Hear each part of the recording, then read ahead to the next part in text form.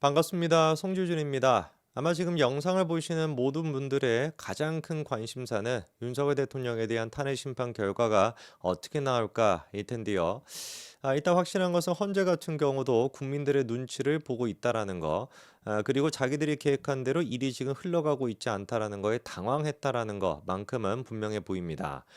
원래 이제 그 얘기가 나왔던 게 지난 금요일 날 윤석열 대통령에 대해서 한덕수 총리에 대해서 탄핵 심판 결과가 나올 것이다라는 얘기가 있었죠. 근데 지금 그게 미뤄졌습니다. 미뤄졌고 지금 이제 17일 같은 경우도 양측에 국회 측이 됐거나 윤석열 대통령 측에게 됐거나 선고 날짜가 언제다라고 전달을 안 해줬다라는 거거든요.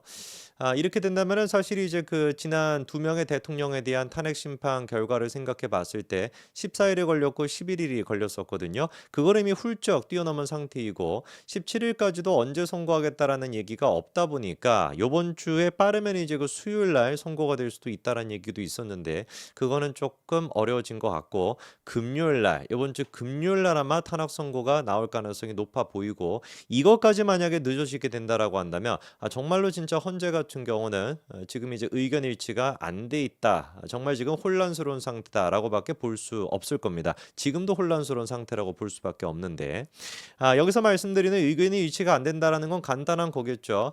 기본적으로 윤석열 대통령에 대해서 탄핵을 하기 위해서는 6표가 필요한 상태입니다. 8명 가운데 그러니까 2명을 제외한 나머지 모든 사람들이 탄핵 인용 결정을 내려야 되는 것인데 그 6표가 확보가 안 됐다라는 거 아니겠습니까? 거꾸로 생각해 봤을 때 확보가 됐었다라고 한다면 진작에 어떻게 했겠어요? 바로 지난주 금요일 날 선고를 해버렸겠죠. 근데 지금 이 순간에도 17일까지도 일단 제가 보기에는 의견 자체가 이게 모아지지 않았기 때문에 6표가 확보가 안 됐기 때문에 윤석열 대통령에 대한 선고를 늦추고 있다. 최대한 시간을 끌어가지고 기각해야 돼라고 얘기하는 사람들을 설득하고 있는 중이다라고 보는 게 맞을 것 같습니다. 자, 이런 상태에서 이번에 중요한 좀 주장 한 가지가 나왔는데요. 탄핵 선고 자체가 더 늦어져 가지고 결국에는 이미선 문영배 두 사람에 대한 임기까지도 넘기게 될 것이다. 결국에는 만역을 포함을 시켜가지고 7인 체제에서 뭐 일단 문영배랑 이미선 두 사람이 나가고 나면은 6인 체제가 되니까 만역을 추가시켜가지고 7인 체제에서 윤석열 대통령에 대한 탄핵 선고를 할 것이다. 이런 지금 주장이 나와서 좀 소개를 시켜드리고자 합니다. 이 주장 같은 경우는 그냥 이제 뭐 아무 사람이나 얘기하는 것이 아니고요. 황도수라고 하는 건국대학교 로스쿨 교수님입니다. 이분이 일단 주장하는 바인데 이미선과 문영배 두 사람의 임기는 결국에 넘기게 될 것이다. 두 사람은 결국에 퇴출될 수밖에 없는 것이고 그리고 결국에 만약에 들어온다라고 할지라도 탄핵은 기각이 될 것이다라는 게 이 교수님의 생각인데 그 근거가 무엇인지를 우리가 좀 따져봐야 되겠습니다. 자, 일단 첫 번째 이분이 주장하는 것은 뭐냐? 대통령에 대한 탄핵을 기본적으로 두 가지 갈래길로 봤었을 때 하나가 이제 국헌문란이라는 게 있고 나머지 하나가 개헌법 위반이라는 것이 있다라는 것이죠.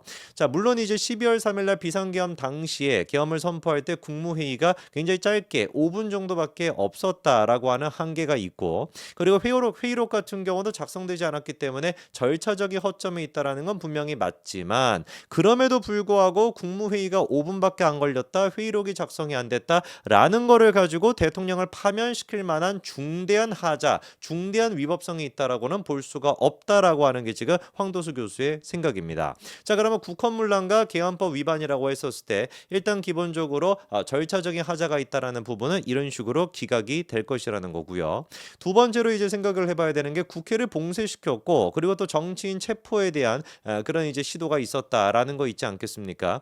그 부분에 대해 가지고 뭐라고 지금 얘기를 하시냐? 이거는 헌재가 스스로 자초한 결과인데 헌재 스스로가 윤석열 대통령 측의 방어권을 최대한 보장해 주지 않았고 증인들에 대한 채택도 최대한 해주지 않았기 때문에 그 결과 오히려 헌재 스스로가 정말로 국회 봉쇄에 대한 시도가 제대로 있었는지 정치인 체포에 대한 시도가 제대로 있었는지 이거를 판단할 수 있는 증거 확보가 못 됐다라는 겁니다. 무슨 말이냐?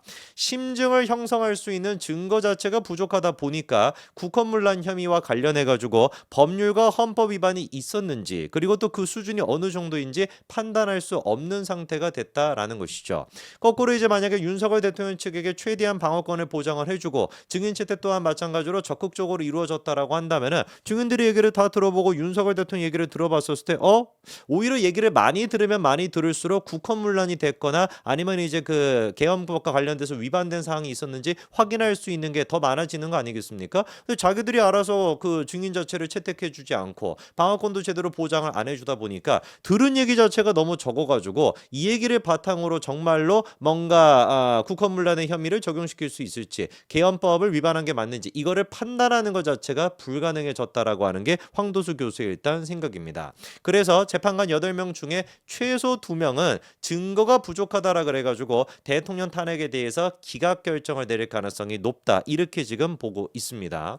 실제로 윤석열 대통령에 대한 변론 이거는 제대로 보장이 되지 않았죠. 방어권도 제대로 보장이 되지 않았습니다. 이 문제 같은 경우는 정치적인 문제가 아니에요. 좌우의 문제가 아닌 것이고 그리고 또 계엄에 대해서 찬반의 문제가 아니라 그냥 모든 사람한테 똑같이 적용이 될 수 있어야 되는 규칙이 대통령임에도 불구하고 헌법재판임에도 불구하고 지켜지지 않았다라고 하는 게 제일 중요한 포인트입니다. 실례로 예를 들어서 증인신문 시간 자체를 90분으로 제한을 했던 거 90분으로 딱 해가지고 초시계까지도 동원을 시켰던 거 이거 완전히 지금 K재판이라고 조롱거리가 되고 있습니다. 해외에서 같은 경우도 아니 대통령에 대한 탄핵 심판을 하는데 이게 무슨 뭐 원시 조폭 사회도 아니고 무슨 뭐 대한민국이 지금 뭐 후진 국가도 아닌 것인데 초시계까지 동원해가지고 대통령의 발언권이나 대통령의 방어권 을 제한한다라는 게 말이 되냐 완전히 웃음거리가 됐었죠. K재판이라고 지금 불리고 있고 그리고 또 증인들이 부인을 했었던 검찰 조서 그거를 증거로 채택했던 게 이제 역대급이었습니다. 사실 이 문제 같은 경우는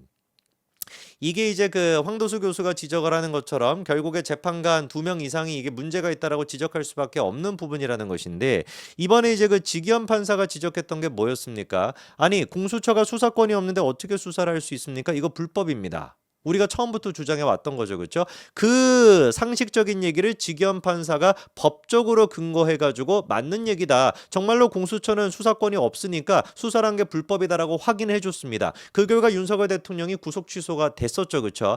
요런 결정이 나오다 보니까 헌재 같은 경우도 공수처의 수사를 바탕으로 지난주 금요일 날 대통령에 대한 탄핵 심판 결정을 내릴 수가 없었던 거예요. 부담이 되다 보니까. 그러니까 형사 재판에 영향을 받았던 것이죠. 근데 바로 이 부분 증인들이 부인했던 검찰 조서를 증거로 채택한 거 이것도 형사재판에 가가지고 100% 문제가 될 수밖에 없습니다. 왜? 이미 형사소송법이 2023년도가 개정이 됐거든요. 개정될 당시에 뭐라고 내용이 바뀌었습니까? 증인들이 재판장 앞에 가가지고 재판에 가가지고 검찰 조서를 받았던 내용을 부정한다라고 한다면 그거 증거로 채택이 될 수가 없다. 예를 들어서 검찰 조서를 받을 때는 A는 B라고 얘기를 했어요. 재판장 앞에 가서는 A는 B가 아니다. 내가 그렇게 얘기했던 것은 검찰의 압박을 받아서 어쩔 수 없이 한 것이다 라고 얘기를 한다면 그 조서 자체를 증거로 채택할 수 없게끔 형사재판은 지금 되어 있거든요. 근데 지금 헌재 같은 경우는 그 형사재판을 똑같이 따라가야 된다라는 게 헌재법에 분명히 명시가 돼 있음에도 불구하고 아예 그냥 그거를 무시해버리고 어떻게 했습니까?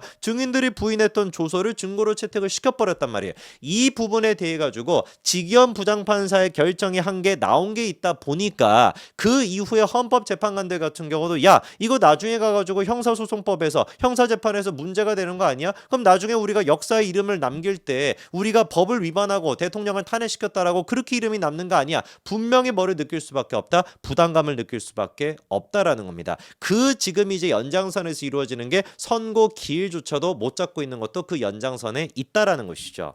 그래서 지금 황도수 교수가 보기에는 뭐라고 지금 얘기를 하는 것이냐? 애당초 이런 어떤 그 상황 자체가 더 지속이 돼가지고 다음 달 18일 이후까지도 선고 날짜가 늦춰질 가능성이 있다라는 거예요. 근거가 뭐냐면은 문영배의 입장을 생각해 봤을 때 더 그럴 수밖에 없다라는 거죠. 형배 같은 경우는 이미 뭐 블로그 글 삭제하는 것도 그렇고 댓글 삭제하는 것도 그렇고 트위터 닫아버리는 것도 그렇고 굉장히 외부적인 평가에 예민한 사람이 문영배 아니겠습니까? 그럼 문영배가 재판관들의 이견이 좁혀지지 않고 있는 이런 상태에서 문영배가 그냥 그냥 무시해. 야 그냥 필요 없어. 그냥 뭐 선고해버려. 이런 식으로 나가지 못할 거라는 겁니다. 만에 하나 탄핵 자체가 문영배가 인용이 안 된다라고 한다면은 진보 진영으로부터도 그냥 뭐 어마어마한 욕을 먹겠죠. 문영배가 보수 쪽으로부터 뭐 욕을 먹는 거야 당연지사인 것이고, 이거를 과연 문영배가 견뎌낼 수가 있겠냐 이겁니다. 결국에는 문영배의 그런 성질이라고 할까요? 그런 어떤 성격으로 인해 가지고 이미성과 문영배 두 사람의 임기 날짜를 그냥 지나가지고 탄핵 선고를 하는 것으로 만역을 갖다가 추가시켜 가지고 7인 체제에서 결정하도록 그렇게 문영배가 할 수도 있다라는 겁니다. 과연 어떤 식으로 진행이 될지를 우리가 한번 지켜봐야 되겠습니다만, 여러 가지 지금 가능성이 있는 상태입니다. 뭐가 됐든지 간에 지금 헌재는 국민적인 신뢰가 바닥을 치고 있는 그런 상황인데, 정말 헌재가 이 위기를 어떻게 극복해 나갈지 믿을 수 있는 거는 상식에 입각해서 합리적인 생각을 헌재가 내리는 것 말고는 답이 없어 보이는데, 어떤 결정을 내릴지 한번 두고 봐야 되겠습니다. 여기까지 말씀드리겠습니다. 감사합니다.